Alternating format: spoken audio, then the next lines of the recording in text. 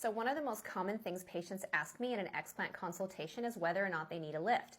Women are almost never excited to put scars on their breasts, so let's talk about a few things that I look at that helps me determine whether or not you're a good candidate for a lift.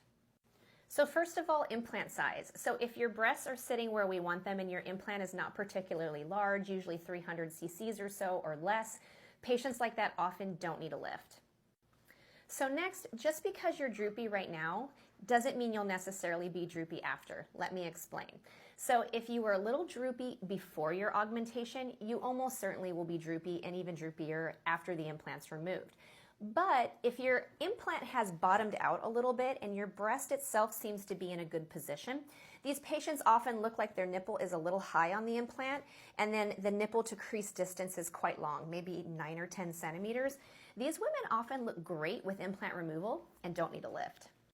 The next thing I look at is skin quality and past habits. So if you are a heavy tanner or you smoked heavily for many years, your skin quality often is not great, even if it's been many years since you did those things. And if your breast looks a little bit loose and your implant's larger, you probably need a lift. It's a good idea to have those scars. The trade is worth it.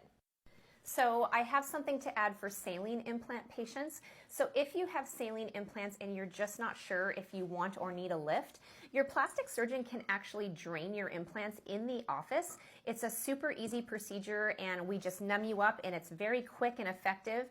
And you can actually see what your breasts are going to look like when your implant is gone because we can remove the saline inside.